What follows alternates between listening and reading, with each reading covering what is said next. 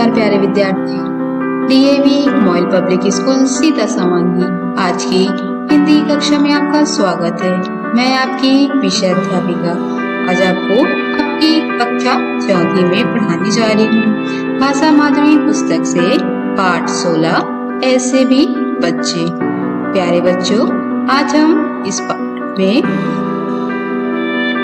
ऐसे छोटे छोटे बच्चों के बारे में पढ़ेंगे जो अपना जीवन यापन के लिए कूड़ा कचरा, प्लास्टिक और गंदी थैलियों को बीनकर अपने जीवन का यापन करते हैं और अपने लिए रोटी कपड़ा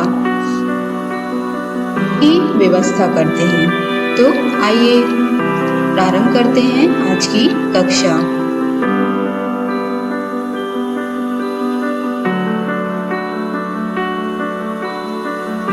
पाठ का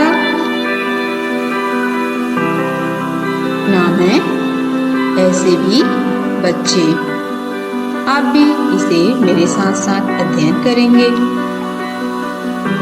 एक सुबह कुछ विद्यार्थी अपने अपने कंधों पर बस्ते लटकाए स्कूल जा रहे थे। उनके चेहरों पर उत्साह और प्रसन्नता थी। एक सुबह क्या कर रहे थे कुछ विद्यार्थी, कुछ छात्र छात्राएं अपने अपने कंधे पर बैग लगाए स्कूल जा रहे थे। जैसे आप लोग भी स्कूल जाते हैं वैसे ही ये विद्यार्थी भी स्कूल जा रहे थे। उनके चेहरों पर बहुत ही खुशी प्रकट हो रही थी, जोश और खुशी दिखाई दे रही थी। सर्दी के कारण उन्होंने ऊपर से नीचे तक ऊनी वस्त्र पहने थे। कौन? जो विद्यार्थी स्कूल जा रहे थे वो सर्दी से बचने के लिए ऊनी वस्त्र पहने हुए थे। उसी समय उसी सड़क पर कुछ अनंगे यानी कि जो कपड़े कम पहने होते हैं, नंगे पांव, जिनके पैरों में चप्पलें ना हो, कंधे पर फटी बोरी टांगे, फटे पुराने कागजों के टुकड़े, इधर उधर बिखरी प्लास्टिक की गंदी थैलियां चुन रहे थे। वे बच्चे कौन थे? वे गरीब बच्चे थे जो सड़क पर नंगे घूम रहे थे। उनके पास कपड़े भी पूरे नहीं थे, न ही उनके पैरों में चप्पलें थी। उनके कंधे पर एक फटी बोरी थी जिनमें वे पुराने कपड़े चुनते थे और कागज और प्लास्टिक की गंदी थैलियां चुनकर वो अपने बोरी में रख लेते थे। उनके कुमलाए यानी कि मुरझाए मुख और पपड़ाए होंठ भूख व ठंड की कहानी कह रहे थे। स्कूल जाते बच्चों को ये सदा टकटकी लगाकर देखते थे। जो बच्चे स्कूल जाते थे उनको वे हमेशा बहुत ही लगातार देखते रहते थे और उम्मीद से कि हम भी कभी स्कूल जा पाएंगे। अब एक बच्चा दूसरे से कहता है, कौन सा बच्चा? जो गरीब बच्चा है उनमें से एक बच्चा कहता है, उसका नाम है हीरा। हीरा कहता है मोती से, मैं सुबह जब इन बच्चों को स्कूल जाते देखता हूँ तो सोचता हूँ क्या मेरे कंधे पर भी कभी बस्ता होगा। ऐसा हीरा मोती से कहता है कि जब भी मैं इन स्कूल जाते हुए बच्चों को देखता हूँ तो मुझे भी लगता है कि क्या मैं भी कभी स्कूल जा पाऊंगा और उनके जैसे ही बस्ता लगाकर अच्छे कपड़े पहनकर जा पाऊंगा। फिर मोती कहता है हीरा से, लोग तो रात में सपने देखते हैं, तू तो दिन में ही देखने लगा। हम गलियों में पैदा हुए हैं, गलियों में ही जिएंगे और गलियों में ही मर जाएंगे। मोती कहता है लोग तो रात में सपना देखते हैं, है ना? सपने तो रात में देखते हैं लेकिन तुम तो दिन में ही खुली आंखों से देख रहे हो। हम लोग तो बस्ती में ही पैदा हुए हैं, बस्ती में ही जिएंगे और इन गलियों में ही मर जाएंगे। हीरा बोलता है मोती से, तो बात तो ठीक है, लेकिन सपने देखना कोई बुरी बात नहीं है, ऐसा हीरा बोलता है। अब मोती हीरा से क्या कहता है, बिल्कुल बुरी बात नहीं है, सपने देख। लेकिन कैसे सपने? एक बोरी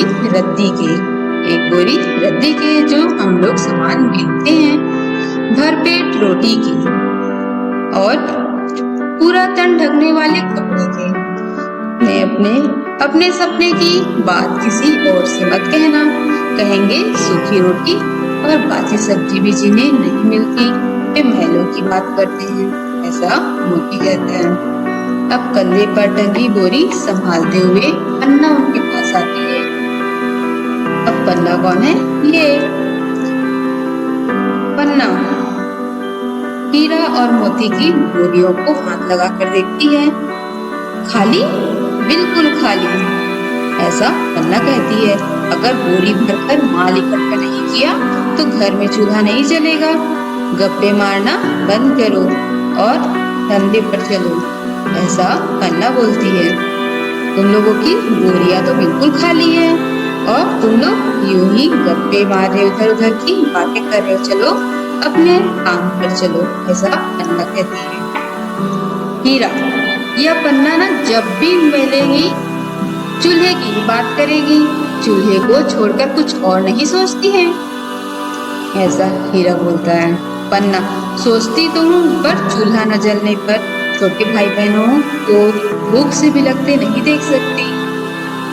पन्ना कहती है, मेरा भी मन करता है दूसरे बात सोचूं, लेकिन जब चूल्हा नहीं जलता है तो मेरे छोटे भाई बहन भूख से तड़पते हैं, तो उन तड़पते हुए उन्हें मैं देख नहीं सकती। उस दुर्घटना में जब से बापू मरा है तब से माँ ने खटिया पकड़ ली है, मेरी ही कमाई से घर में चूल्हा जलता है, ऐसा पन्ना अपनी मजबूरी बताती है कि अगर मैं नहीं कमाऊंगी, अगर मैं रद्दी कागज नहीं उठाऊंगी तो मेरे घर में चूल्हा नहीं जलेगा, क्योंकि उनके पिताजी की मृत्यु हो गई है और उनकी माँ की तबीयत हमेशा खराब रहती है। तो अगर मैं काम नहीं करूंगी तो घर में चूल्हा नहीं जलेगा, ऐसा पन्ना उनको समझाती है। हीरा, हम गलियों के बच्चों के पास भूख, लाचारी और जिम्मेदारियां ही हैं। मुझे तो ऐसा लगता है कोई दिन याद नहीं जब भरपेट मनचाहा भोजन मिला हो। हीरा कहता है कि मुझे तो एक भी दिन ऐसा याद नहीं है जब मुझे मनपसंद का कोई खाना मिला हो। मोती, चलो अब धंधा शुरू करो, आकाश में बादल घिर गए हैं, वर्षा शुरू हो गई तो धंधा चौपट ही समझना, नष्ट, चौपट यानी कि नष्ट। यदि वर्षा शुरू हो गई तो हम कोई भी सामान उठा नहीं पाएंगे, ठंड से दांत किटकिटाएंगे और ठंड से अलग से ही हमारे जो दांत किटकिटाएंगे वो अलग। हाँ, दोपहर बाद पहलवान के ढाबे के बाहर मिलेंगे, हो सकता है कोई मेहरबान रोटी ही खिला दे, ऐसा मोती कहता है।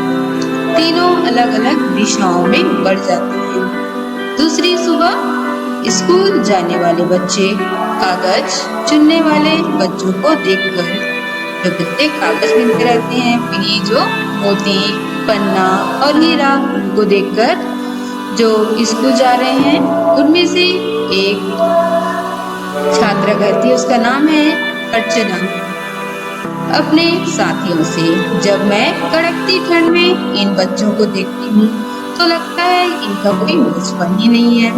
गरीबी के कारण इन्हें बचपन में ही कमाने को मजबूर होना पड़ता है।